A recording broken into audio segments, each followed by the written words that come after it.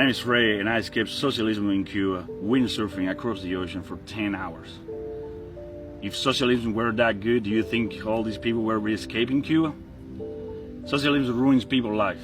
I can't believe there's Americans that want that for us here. This is the thing, socialism looks beautiful in a book.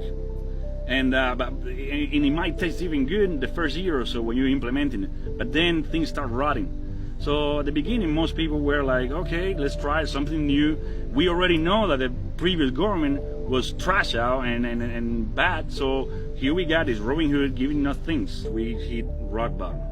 There was almost nothing to go by in Cuba. We were having 16 hours of blackout every day. So with no electricity, you don't have a fan just to cool off. I mean, think about the summer in Cuba. No propane to cook, no food. An island surrounded by sea, not even salt table we had.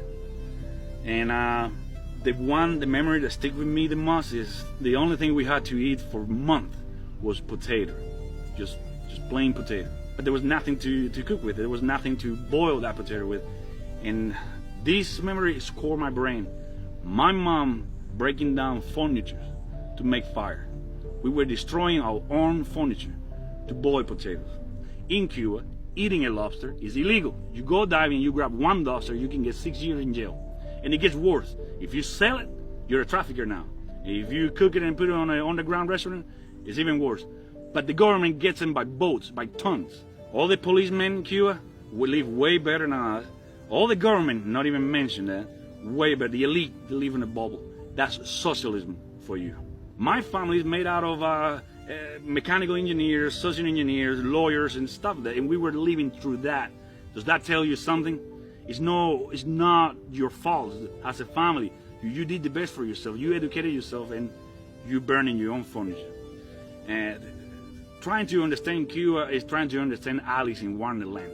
You cannot understand Wonderland because nothing makes sense. One day I got enough, grabbed my windsurfing equipment, went to a very isolated side of the city with a straight shot to the ocean, away from the bay, and I took off. And I remember reaching the conclusion, and this is a messed up part that if you want socialism, you should wonder about this. You should wonder why I reached the conclusion that dying there would be even better than ever be back. I'd reached the conclusion that I would take the decision to put my head under the water and take 3 deep breaths of water, and I would die drowning with a big smile on my face because I knew I was free. This is the first time in my life I was free. The direction I was sailing, the water got filled up with seaweed. Everything what I can see was covered in seaweed. Just a little bit, it only takes a little bit of seaweed wrapped in the fin of the board, on the windsurfing board, to stop you. It's like you just hit a wall. And for whatever distance I could see on the horizon, it was everything covered on seaweed. I had to face the decision, so I don't know what's in front of me other than an ocean of seaweed. My other choice was to head back to where the Coast Guard was. So I went back, and it didn't take an hour and a half, so I guess I was faster, and I saw the Coast Guard. I get picked up at the Coast Guard boat, I get sent back to Cuba, and I get my paperwork from the U.S. Embassy, interest section, and it took me 3 years of processing the case, exchanging mail, going to the capital in Havana and submitting my paperwork. September 2007, I came to the U.S. as a political refugee. Keep in mind, this is my first flight ever. I've never been on a plane before, and here I am. By the time the plane is approaching New York City, it is at night already. It's dark. Keep in mind, in Cuba at this time, you can have 16, 13 hours of blackout. And I swear some people joke saying that if you look at Cuba from space, it probably looks like a Christmas tree. You get a blackout here, you get a power up here, power down here, and so on. So seeing that, I was amazing, very impressive. So that very first day in 2007, after landing in New York, my friends took me to this restaurant. And you have to keep in mind, beef is also illegal in Cuba.